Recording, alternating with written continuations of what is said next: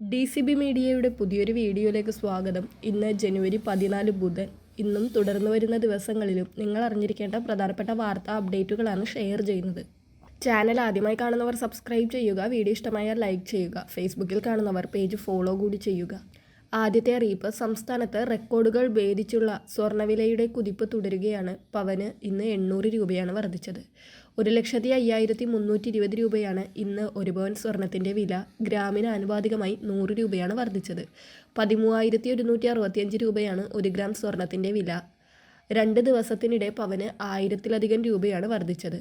ഇന്നത്തെ വിലയുടെ അടിസ്ഥാനത്തിൽ ഒരു പവൻ സ്വർണ്ണാഭരണം വാങ്ങുവാൻ ജ്വല്ലറികളിൽ എത്തിയാൽ പണിക്കൂലിയും GSTയും ഉൾപ്പെടെ ഒരു പവൻ സ്വർണ്ണാഭരണത്തിന് 1,20,000-ഓളം രൂപ നമ്മൾ നൽകേണ്ടി വരും.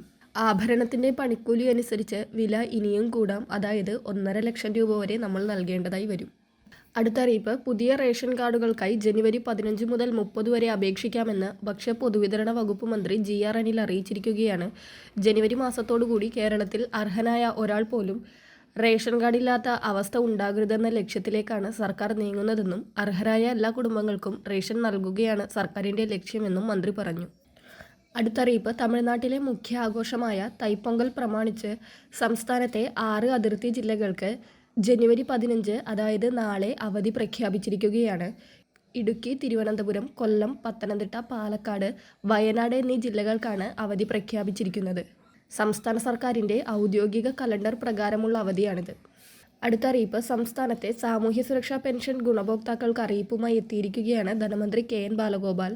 വരുമാന സർട്ടിഫിക്കറ്റ് ഹാജരാക്കുന്നതിനുള്ള കാലാവധി 6 മാസം കൂടി നീട്ടിയതായി ധനകാര്യമന്ത്രി അറിയിച്ചു.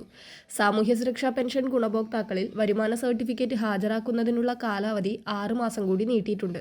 ഈ കാലാവധിക്കുള്ളിൽ വരുമാന സർട്ടിഫിക്കറ്റ് ലഭ്യമാക്കാത്തവരുടെ പെൻഷൻ തടയരുതെന്നും വകുപ്പിന് നിർദ്ദേശം നൽകിയിട്ടുണ്ടെന്നും മന്ത്രി അറിയിച്ചു.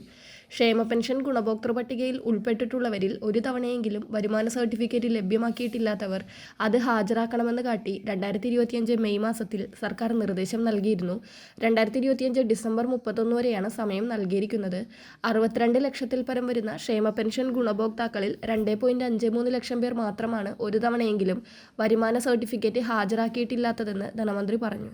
2019 ഡിസംബർ 31 വരെ പെൻഷൻ ഗുണഭോക്താക്കളായി തിരഞ്ഞെടുക്കപ്പെട്ടവരിലാണ് ഇത്രയും പേർ സർട്ടിഫിക്കറ്റ് ലഭ്യമാക്കാനുള്ളത്.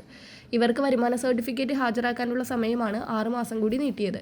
അക്ഷയ കേന്ദ്രങ്ങൾ വഴി ജൂൺ 30-നകം വരുമാന സർട്ടിഫിക്കറ്റ് അപ്ലോഡ് ചെയ്യാനുള്ള സൗകര്യമുണ്ടെന്നും ധനമന്ത്രി വ്യക്തമാക്കി. അതോടൊപ്പം തന്നെ സംസ്ഥാനത്ത് ജനുവരി മാസത്തെ ക്ഷേമ പെൻഷനായുള്ള വിതരണ നടപടികൾ ആരംഭിക്കുകയാണ്. ഡിസംബർ 20-ന് നടക്കാനിരിക്കുന്ന കടമെടുപ്പിന് ശേഷം തൊട്ടടുത്ത ദിവസങ്ങളിൽ തന്നെ വിതരണം തുടങ്ങാനാണ് സർക്കാർ ലക്ഷ്യം. മിക്കവാറും ചൊവ്വാഴ്ചയോ ബുധനാഴ്ചയോ ബാങ്ക് അക്കൗണ്ടുകളിലേക്ക് തുക എത്തിത്തുടങ്ങുമെന്നാണ് സൂചനകൾ. 24-ന് നാലാം ശനിയും 25 ഞായറാഴ്ചയും 26-ന് റിപ്പബ്ലിക് ദിനവും പ്രമാണിച്ച ബാങ്കുകൾക്ക് അവധിയായതിനാലും 27-ാം തീയതി ബാങ്ക് പണിമുടക്ക് പ്രഖ്യാപിച്ചതിനാലും ഇതിനു മുൻപായി വിതരണം പൂർത്തിയാക്കാനാണ് സാധ്യത. ബാങ്ക് അക്കൗണ്ട് വഴിയും വീടുകളിൽ നേരിട്ടും പെൻഷൻ ലഭിക്കുന്നവർക്ക് ജനുവരി 29-ലെ സംസ്ഥാന ബജറ്റിന് മുൻപായി തന്നെ ഇത്തവണത്തെ പെൻഷൻ ലഭിക്കാനാണ് കൂടുതൽ സാധ്യത. അതായത് അടുത്ത ആഴ്ചയോടെ പെൻഷൻ എത്തുമെന്നാണ് അറിയിപ്പുകൾ എത്തുന്നത്. വളരെ പ്രധാനപ്പെട്ട ഈ വാർത്താ അപ്ഡേറ്റുകൾ മറ്റുള്ളവർക്ക് കൂടി ഷെയർ ചെയ്യുക.